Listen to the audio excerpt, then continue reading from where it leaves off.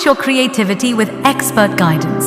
From stunning mural painting to mastering the art of sketching, learn the timeless art of Arya work. Join now at Vishu's Institute of Creative Designs. Contact us on 9446442055. Russian കൂലിപ്പട്ടാളത്തിൽ അകപ്പെട്ട തെക്കുംകര സ്വദേശി ജെയിൻ വീട്ടിലെത്തി. വ്യാഴാഴ്ച വൈകിട്ട് 3:30 വീട്ടിലെത്തിയ ജെയിനെ സ്വീകരിക്കാൻ Vadakkanchery MLA ഉൾപ്പെടെയുള്ള പൊതുപ്രവർത്തകരും ബന്ധുക്കളും എത്തിയിരുന്നു. മാതാവ് ജെസ്സിയുമായുള്ള കൂടിക്കാഴ്ച വൈകാരിക രംഗങ്ങൾക്ക് സാക്ഷിയായി.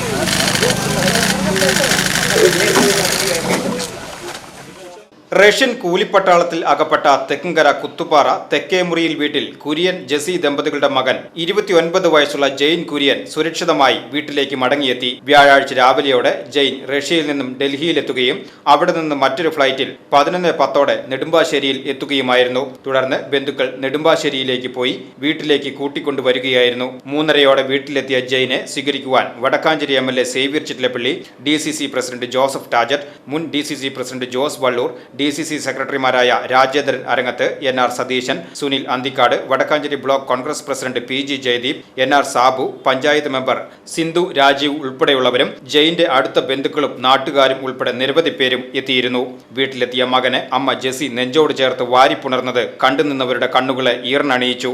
തൊഴിൽ തട്ടിപ്പിനിരയായാണ് ജെയിൻ കുര്യൻ റഷ്യൻ കൂലിപ്പട്ടാളത്തിൽ എത്തിപ്പെട്ടത്.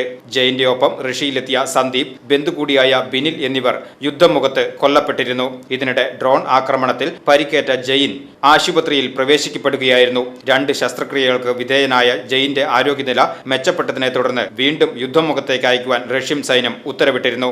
എന്നാൽ 1 വർഷത്തെ സൈന്യവുമായുള്ള കരാർ അവസാനിക്കുകയും ചെയ്തതോടെയാണ് ഇന്ത്യൻ എംബസിയും മലയാളി അസോസിയേഷനും ഇടപെട്ട് ജെയിനെ ഡൽഹിയിലെത്തിച്ചത്. നാട്ടിലെത്തിക്കുവാൻ തന്നെ നിരവധി പേർ സഹായിച്ചുവെന്നും എല്ലാവർക്കും നന്ദി പറയുന്നതായും ജെയിൻ പറഞ്ഞു.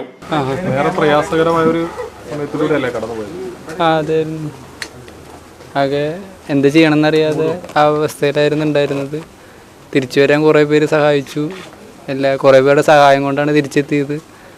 എല്ലാവർക്കും ഒരുപാട് നന്ദി. സഹായിച്ച എല്ലാവർക്കും കുറേ പേരുണ്ടായിരുന്നു.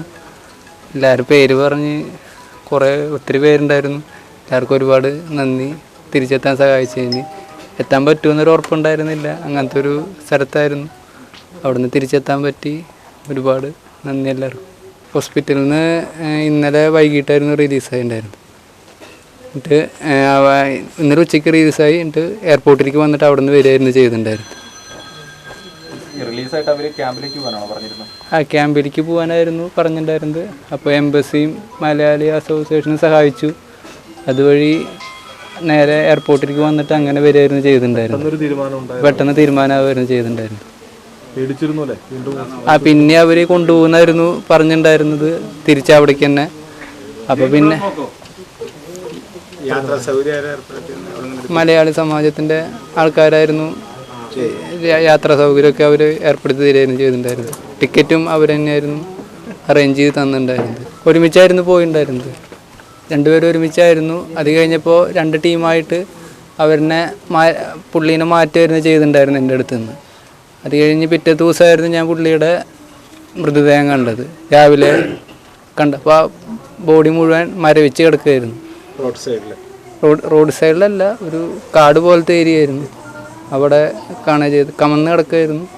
ഞാൻ നേരെ മലത്തി ഇട്ടിട്ട് നോക്കിയപ്പോഴായിരുന്നു ആളായിരുന്നു മനസ്സിലായത്. അങ്ങനെ കാണായിരുന്നു ചെയ്തിട്ടുണ്ടായിരുന്നത്. കുറച്ച് മാസങ്ങൾ കൂലിപ്പട്ടാളത്തിൽ ജോലി ചെയ്തു. എന്താണ് ആ കാലം ഓർത്തെടുക്കുന്നത്? എങ്ങനെയാണ്? അത് അത്രയും നാൾ ഞങ്ങൾക്ക് കുഴപ്പമുണ്ടായിരുന്നില്ല. അത്രയും നാൾ എംബസിയായിട്ട് കോണ്ടാക്ട് ചെയ്യുന്നുണ്ടെങ്കിലും അവർ ശ്രമിക്കുന്നുണ്ടെന്ന് പറയായിരുന്നു. അപ്പോഴും നമുക്ക് ജോലിയായിട്ടുണ്ടായിരുന്നത് വേറെ ഈ ഫുഡ് കൊടുക്കണ പരിപാടിയായിരുന്നു ഉണ്ടായിരുന്നത്. ഒരു സ്ഥലത്ത് നിന്ന് എടുത്തിട്ട് വേറെ ഒരു സ്ഥലത്തേക്ക് കൊണ്ടുചേരണ പരിപാടിയായിരുന്നു. അപ്പോഴൊന്നും വലിയ കുഴപ്പമുണ്ടായിരുന്നില്ല. ഡ്രോണും കാര്യങ്ങളുണ്ടെങ്കിലും ഇത്രയ്ക്ക് ഭയാനകമായിട്ടുണ്ടായിരുന്നില്ല. അവസാന സ്ഥലത്തേക്ക് എത്തിയപ്പോഴേക്കും ഒന്നും ചെയ്യാൻ പറ്റാത്ത ഒരു അവസ്ഥയിലേക്ക് വരികയായിരുന്നു ചെയ്തിട്ടുണ്ടായിരുന്നു. അവിടെ വെച്ചിട്ടായിരുന്നു എനിക്കും അപകടം പറ്റിയത്. അത് ഞാൻ രാവിലെ വീട്ടിലേക്ക് വിളിച്ചിട്ട് അങ്ങനെ അവിടെയുള്ളൊരു ഷോപ്പുകാരൻ്റെ അവിടെ നിന്നിട്ട് ക്യാഷ് ചോദിച്ചിട്ട് വീട്ടിൽ നിന്ന് ഗൂഗിൾ പേ ചെയ്ത് കൊടുക്കുകയായിരുന്നു ചെയ്തിട്ടുണ്ടായിരുന്നു. എന്നിട്ട് അവിടെ നിന്ന് ടിക്കറ്റ് എടുക്കുകയായിരുന്നു ചെയ്തത്. അങ്ങനെ ഡൊമസ്റ്റിക് ഫ്ലൈറ്റിൽ നെടുമ്പാശ്ശേരി വന്ന് ഇറങ്ങുകയായിരുന്നു ചെയ്തത്. ജെയിൻ ഒറ്റയ്ക്കാണ് വന്നത്. 18ഓളം ഇന്ത്യക്കാർ ഇപ്പോഴും ഈ റഷ്യൻ ആർമിയുടെ ഭാഗമായ റഷ്യയിൽ തന്നെയുണ്ട്. അവരുടെ കാര്യങ്ങൾ വല്ല അറിയാം? അവരുടെ ഒന്നും ഇൻഫർമേഷൻ ഒന്നും കിട്ടിയിട്ടില്ലെന്നാണ് ഇതുവരെ പറഞ്ഞത്. അത് സർജറി ഇൻറ്റേർണൽ ബ്ലീഡിംഗ് ആയിരുന്നു നമുക്ക് പറ്റിയിട്ടുണ്ടായിരുന്നത്. അതിൻ്റെ സർജറി 2 കഴിഞ്ഞു. ഇപ്പോൾ ഭേദമായിട്ട് വരുന്നു. അല്ല, ഡ്രോണ് പൊട്ടിയിട്ട് വയറ്റിൽ വന്ന് അടിക്കുകയായിരുന്നു ചെയ്തിട്ടുണ്ടായിരുന്നു. അപ്പോൾ ഉള്ളിൽ ഇൻറ്റേർണൽ ജാക്കറ്റ് ഇട്ടിട്ടുണ്ടായിരുന്നു. അത് കാരണം കൊണ്ട് മുറിവൊന്നും ഉണ്ടായില്ല. ഇൻറ്റേർണൽ ബ്ലീഡിങ് ഉണ്ടാവുമായിരുന്നു ചെയ്തിട്ടുണ്ടായിരുന്നു ഉള്ളിൽ. VCV news, Vadakkanchery.